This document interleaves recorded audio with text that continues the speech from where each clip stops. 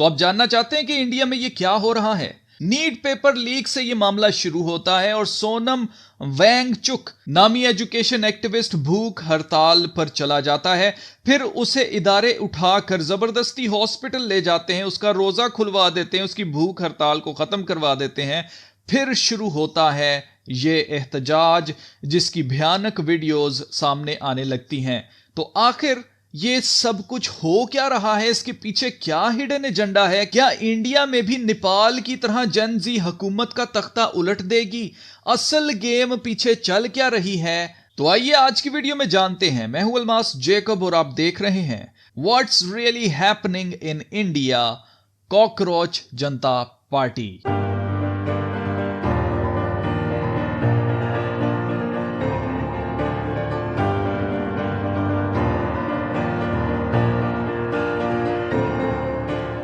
तो जिस दिन से कॉकरोच जनता पार्टी की सोशल मीडिया कैंपेन शुरू की गई थी, उसी दिन से इंडिया की जवान नस्ल के अंदर यह ख्याल उनके दिल में आना शुरू हो गया था। इस ख्याल ने जन्म ले लिया था कि कुछ तो बड़ा होने वाला है। और मैंने भी इसके ऊपर वीडियो बनाकर आपको बताया था कि कॉकरोच जनता पार्टी बनाने वालों का कहना है कि यह कोई पॉलिटिकल पार्टी नहीं है, यह सिर्फ एक सैटायर है, या हम ऑनलाइन इसके ऊपर एहतजाज करने के लिए हमने एक सोशल मीडिया कैंपेन चलाई है, जो कि इंडिया की जवान नस्ल अपनी फ्रस्ट्रेशन सोशल मीडिया पर निकाल रही है। पर अगर आपको याद हो तो मैंने आपसे कहा था कि सीजेपी, ये कॉकरोच जनता पार्टी, कोई सिर्फ सेटायर नहीं है, ये एक हिडन एजेंडा है। और ये कोई ऐसे ही नहीं आए, बल्कि ये एक गवर्नमेंट सायोप है, हुकूमत का बनाया हुआ एक साइकोलॉजिकल ऑपरेशन है। तो एक बात तो आपको हमेशा याद रखनी है कि ये जितनी भी पॉलिटिकल पार्टीज हैं, ये अवाम के लिए नहीं, ये अपने लिए काम करती हैं। इसलिए कॉकरोच जनता पार्टी से कोई उम्मीद मत रखना, क्योंकि ये भी अपना एजेंडा चला रहे हैं। आपको याद रखना है कि हर मुल्क में एक डीप स्टेट होती है जिसे इस्टेब्लिशमेंट कहते हैं। ये कभी पर्दे के सामने नहीं आते और यही हुकूमत और ऑपोजिशन में जो पार्टीज होती हैं, दोनों को कंट्रोल करते हैं। हमेशा जो पार्टी हुकूमत में आती है, कुछ अरसे के बाद वो विलन लगने लगती है, और जो ऑपोजिशन में उनके खिलाफ बातें कर रहे होते हैं वो हमें अच्छे लगने लगते हैं, जब तक वो खुद हुकूमत में नहीं आ जाते। जब ऑपोजिशन हुकूमत में आ जाती है तो वही विलन पार्टी जो पहले हुकूमत में थी, अब वो हमें अच्छे लगने लगते हैं। हमें लगता है कि पहले वाले ही ठीक थे। ये कॉमन ह्यूमन साइकोलॉजी अजीजों। जैसे मिसाल के तौर पर एक ही न्यूज चैनल, एक ही एंकर जब आपके पसंदीदा लीडर के बारे में बुरा बोलता है तो आप कहते हैं कि ये तो न्यूज चैनल बिक गया है, ये जितनी भी खबरें देते हैं ये सब झूठी खबरें देते हैं। पर वही न्यूज चैनल, वही न्यूज एंकर जब दूसरी पार्टी के लीडर जो आपको पसंद नहीं है उनके खिलाफ कोई न्यूज देता है तो आप कहते हैं कि हां बिल्कुल ये सच बोल रहा है। वो बात आपको बिल्कुल सच लगती है, वही झूठी न्यूज देने वाले अब आपको सच्चे लगने लगते हैं। तो इसी तरह से ये सियासत की गेम चलती है। अमेरिका के साबका सदर फ्रैंकलिन रोजवेल्ट ने कहा था, in politics nothing happens by accident, if it happens you can bet it was planned that way. मतलब सियासत में कुछ भी अचानक हादसाती तौर पर नहीं होता। अगर ऐसा हो तो आप उस पर शर्त लगा सकते हो कि ये ऐसे ही प्लान किया गया होगा। तो कॉकरोच जनता पार्टी का बनाया जाना, इसकी सोशल मीडिया कैंपेन चलाना, ये सब कुछ पहले से प्लान्ड था कि आगे इन्होंने क्या करना है।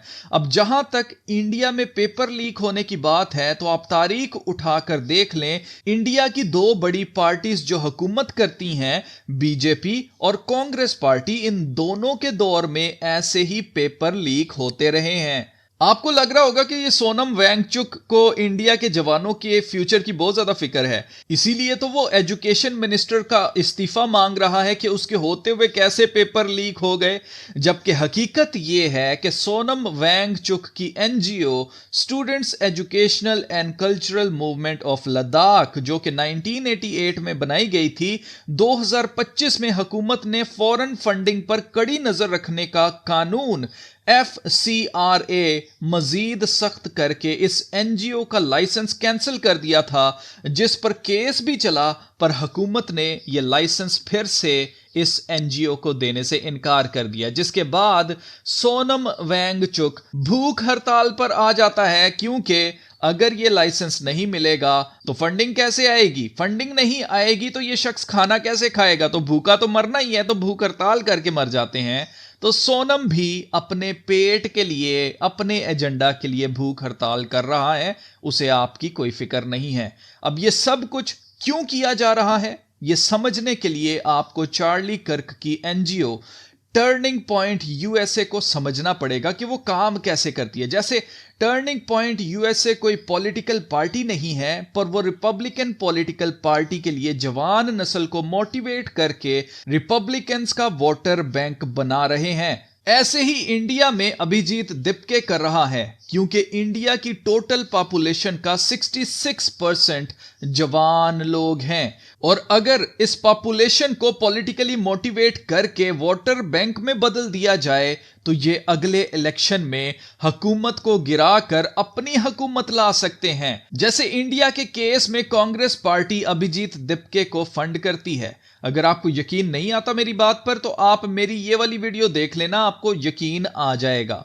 तो ये दिपके भी अपने पॉलिटिकल एजेंडा के ऊपर काम कर रहा है, अपनी पार्टी के लिए ये वोटर बैंक बना रहा है, और ये जितने मुजाहरे हो रहे हैं इससे कुछ भी बदलने वाला नहीं है, क्योंकि असल एजेंडा ये नहीं है कि आपको इंसाफ या आपको नौकरियां दिलवाई जाएं।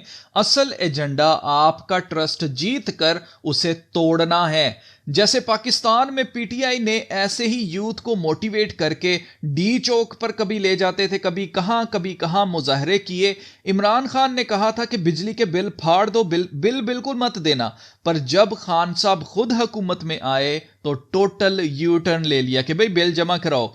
बिल्कुल ट्रंप की तरह। ट्रंप ने कहा था कि मैं आकर जंगें रुकवा दूंगा, मैं यूक्रेन की जंग को रुकवा दूंगा, पर हुआ क्या? आते साथ ही उसने ईरान के साथ जंग छेड़ दी। तो ये सियासतदान हमेशा झूठे वादे करते हैं, और ये सब कुछ बाय डिजाइन है जो कि इस्टेब्लिशमेंट ने डिजाइन किया हुआ है, क्योंकि ये चाहते हैं कि बार बार आपका दिल टूटे, आपका अपनी हुकूमतों पर से एतबार उठ जाए, और आखिरकार आप एक मसाया, एक निजात दहिंदा की डिमांड करें, एक ऐसा बादशाह जिससे सब डरते हों और वो सबको मार मार के सीधा कर दे और इंसाफ लेकर आए। तो आपको याद रखना है कि हुकूमतों का निजाम बदलने वाला है। जैसे मोदी ने कहा था कि कोरोना के बाद भी न्यू वर्ल्ड ऑर्डर बनता हुआ दिखाई दे रहा है। आप जरा ये क्लिप देखें। आज दुनिया संभल नहीं पा रही है। ऐसे में साफ साफ नजर आ रहा है कि दुनिया एक नए ग्लोबल ऑर्डर की तरफ, नए वर्ल्ड ऑर्डर की तरफ आगे बढ़ रहा है। सेकंड वर्ल्ड वॉर के बाद एक वर्ल्ड ऑर्डर बना था, अब एक नए वर्ल्ड ऑर्डर की तरफ विश्व बहुत तेजी से आगे बढ़ रहा है। तो it's all about the new world order, जिसमें अवाम अपनी हुकूमतों से तंग आकर उस नए ग्लोबल निज़ाम पर अपनी उम्मीद लगाएगी और ऐसे मुखालिफे मसीह दुनिया के सामने लाया जाएगा। तो मेरे एनालिसिस के मुताबिक कुछ ही दिनों में यह मामला बिल्कुल सेटल हो जाएगा और कॉकरोच जनता पार्टी यूथ को मोटिवेट करके अपना वोटर बैंक बनाएंगे, जिसका मकसद अगले इलेक्शन में इनको इस्तेमाल करना होगा। इस बीच में बार बार आपको कॉकरोच जनता पार्टी का नाम न्यूज में रेगुलरली सुनने को मिलेगा। तो मेरी बात याद रखना, कुछ भी बदलने वाला नहीं है, कुछ भी चेंज होने वाला नहीं है। क्यों? क्योंकि you are a cockroach for them.